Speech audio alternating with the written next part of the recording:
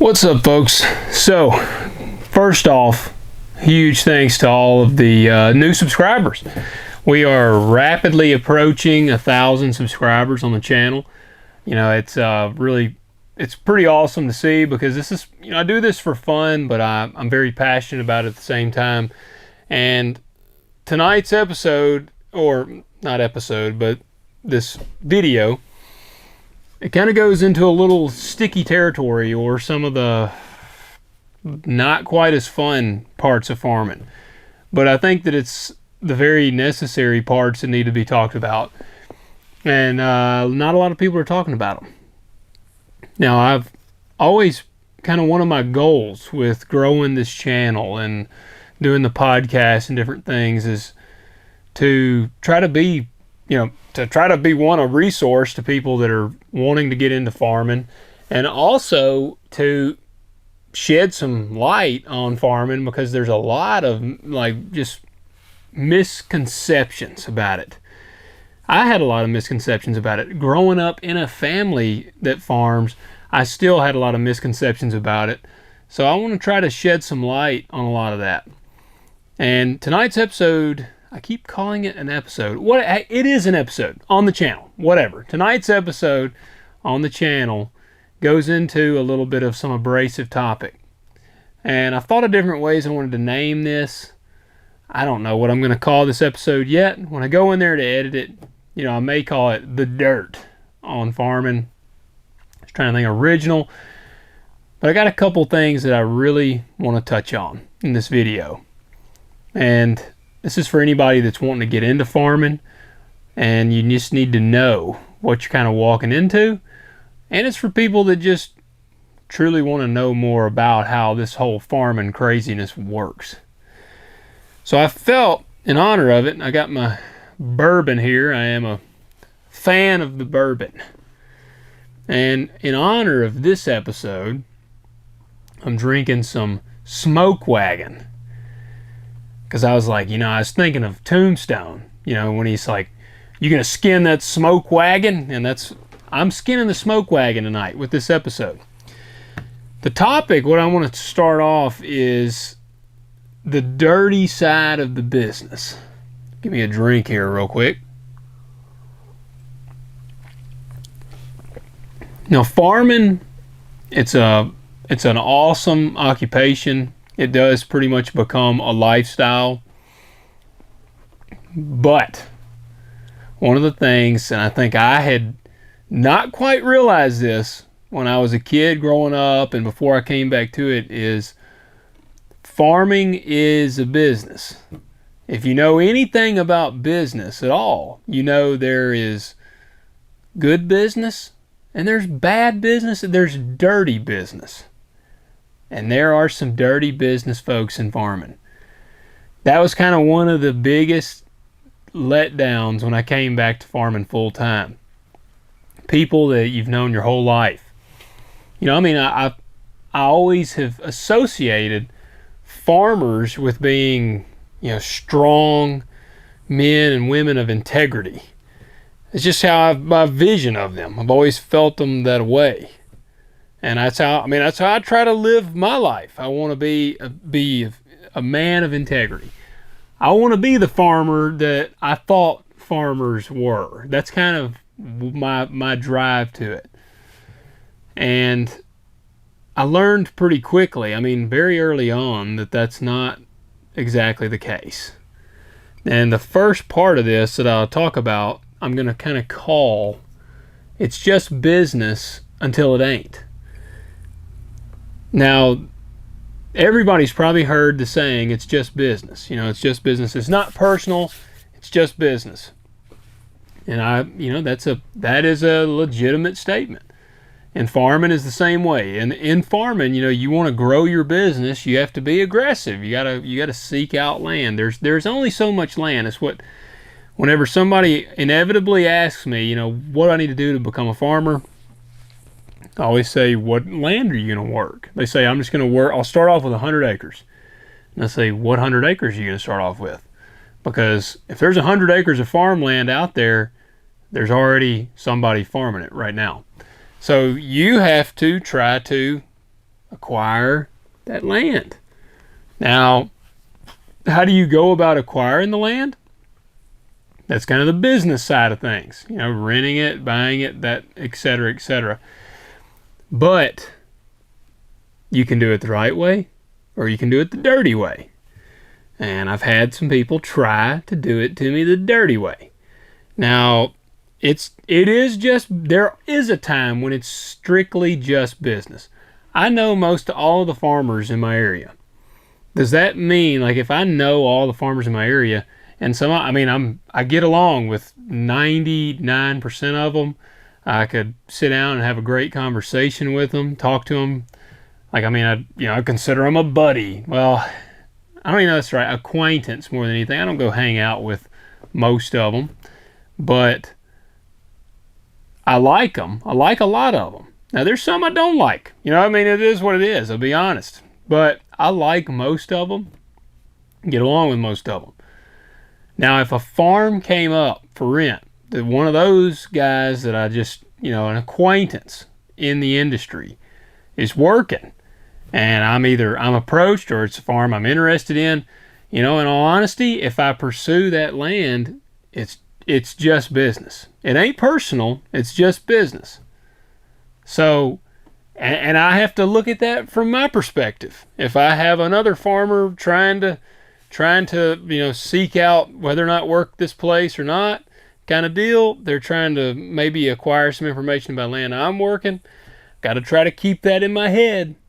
If they're not a close friend of mine, or I don't want to reveal my cards for where I'm going to take this yet, but if they're just an acquaintance of mine, it's just business. It's just business. That's a legitimate thing. It's part of business. You have to grow. Farming, your growth is the land. You got to have more land to farm, so that's how you grow. Now, the caveat is that it's just business until it ain't. So when does it become not just business?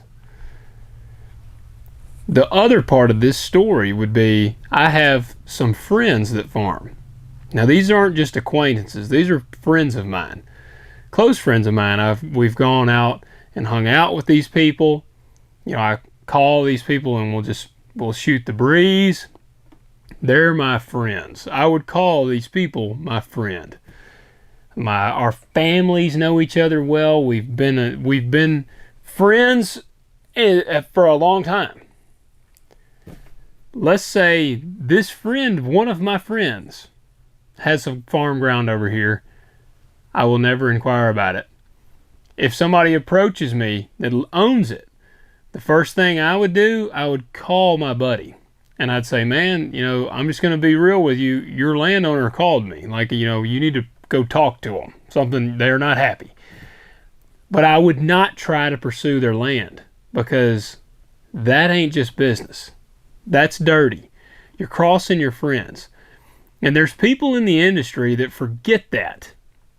They forget what friends are because they get so wrapped up in it. And the ultimate part of it is greed. They get greedy as hell. The bad thing with farming, I've seen it a lot. People never know when to stop. That's one thing I've always tried to have. I've always tried to have a number in my head of really where I'd like to be. I've shared it before on here. I think, I think I've shared it on here. I know I have on Talk Dirt to Me, the ag podcast that my cousin and I do. About 2,500 to 2,500 acres is about where I want to be. I'm not there yet. That's where I'm shooting for. I want to get there, and then I want to just maximize the efficiency of how I can farm it. That's my goal. A lot of guys they just want to grow without end. And that's when it gets tough. That's when it gets hard for guys like me and other guys that are smaller, young guys wanting to get into the industry. That's when it gets hard. Because if you got guys that want to grow without end, there is no end. As silly as that sounds, that's the truth. There is no end, so they never stop. And you're constantly competing with these guys, and it's the greed. And this is where you might know one of these guys. You might have grown up with one of these guys. They might have been involved with your family forever. You get into farming and you might think, this guy is my friend. He would never do this to me. He would never try to rent ground out from underneath me or take ground from this kind of thing. Watch your back. That's what I'm going to tell you. Watch your back. I've been in the game now full time for, I guess this is my 8th season now. So 8 years. It's my 8th season of crops. That sounded really difficult to explain for something that is not difficult. Grown up in it forever, but I've learned that there are a lot of snakes that lurk in the grass. Maybe not a lot, I may be using that wrong, but I've learned that there are snakes that lurk in the grass. I used to have this idea, like I said earlier, of these strong men and women of integrity, and instead I've seen a lot of the vicious backstabbing and undermining and renting out from, like, just crazy. The second part of that I've seen I try to keep this fairly vague for just, I'm not trying to be abrasive. I'm just trying to be honest. But I recently saw, a guy that was in a pretty prominent position in politics at one point, who was strongly supported by farmers in our area. And now he is renting up a lot of farm ground in our area from farmers who supported him when he was running. And that's dirty. That's dirty to me. I just don't think it's right. You use these guys to further your business. And now when that business is done, you come back to this and now you're hurting those guys' business. So all of this to say, there are snakes in the grass. You gotta always be kind of on your toes. Like, I have a very small list of farmers that I trust if I fell ill today and they came and they were gonna help harvest my crops, I would truly believe that they're doing it just to help me out. I would not think that they're doing it to get an idea of how that farm ground is, because they might want to try to rent it out from underneath me. That list is short of those guys. And that's unfortunate, but that is the truth of the matter. And I've talked to guys in other areas, other states. Seems to be relatively universal. Maybe some areas have more of those kind of the backstabbing type farmers than others do, but they seem to be in all areas. You've got great men of integrity that are farming. There are great men and women of integrity that are farming. Some of the best people I know are farmers. And the flip side of that is a few of the worst people that I know are farmers. So I guess the takeaway message here is, don't go into this thinking or looking with rose-colored lenses. Realize that there's bad apples in the bunch. There really is. And those guys that operate like that stab their friends in the back, not the businessman. I don't want to be attacking the farmer he's truly got his nose to the grindstone. He's trying to grow his business. I'm not attacking you. Again, you got to do what you got to do. As long as you're not crossing your friends. You really should never cross anybody in a bad way, but if you're going out and it's some land you're interested in, it's not a friend, it's just an acquaintance or a fellow farmer, and you're inquiring about it, I don't consider you a bad guy for doing that, because it's not personal. It's just business. Now the waters even get muddier in farming, because some guys say, well, that's my livelihood. It is personal. I can kind of see all sides of it, to be real with you, but I don't think that that's the personal way. The personal, no longer business way is when you stab a friend in the back or you go after them. That's dirty. And they know it's dirty. I mean, they just know it's dirty. Anybody with a brain would know that's dirty. Some people operate differently. And I urge you, if you're watching this and you want to be a farmer, don't operate like that. We don't need any more of those guys in farming. Used to, it was a big sharecropper type thing, and we all kind of everybody helped each other out. Those days are really, really far behind, but it would be so cool to see that kind of come back, that community feel. I've talked to some older farmers that talked about in their area, it was several families that all farmed, and they all kind of had the ground that they worked, and none of them messed with that ground. And then he said some of these big guys that wanted to just continuously grow and just dominate, they started to move into that area, and he said they started renting the ground out from underneath all these other guys, and they eventually, most all of them got gobbled up and in the mix. And so farming is a tough industry. It's tough because you have to have land to be a farmer, and land is hard to come by. And it's really hard to come by. Sometimes it's hard to come by, and it's hard to hold on to sometimes, because you have these guys that they don't care. They don't care if you've been close to them your whole life. They don't care if you're a friend. They will sneak in the grass, and they'll try to strike. So be on your toes. Farming is an awesome livelihood, and it's an awesome industry. And I love a lot of the people that I get to deal with, but there are some that are if they were the only ones that I had to deal with in farming, these people, I would never farm. I just wouldn't do it, because it's not, they're a cancer to it. So guys, just be warned. Be on your toes. Kind of learn. You can figure it out. Talk to some of the older farmers. Talk to some of the smaller farmers. Find some established small farmers. I feel like a lot of those guys can really tell you kind of who to be on the lookout for, because the small guys are trying to grow, or they're in a different position. Try to go and figure it out. I mean, you can really, typically a lot of times you can look around and you can get a pretty good idea.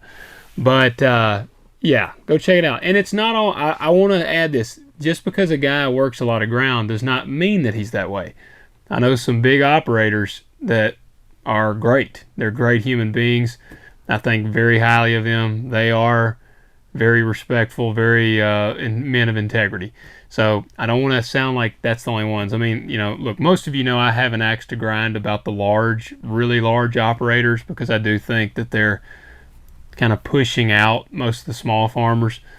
But in this instance, not all of them are bad men, but some of them. And not all small farmers are good men. I know some small farmers that are just as bad.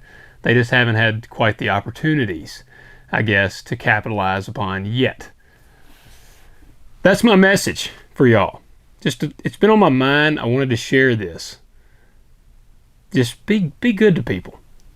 I promise that'll help you in the end more than anything. Maybe you won't grow as rapidly or as you wanted to, but I promise being good to people will pay out better in the end. Guys, please hit that like button, hit subscribe.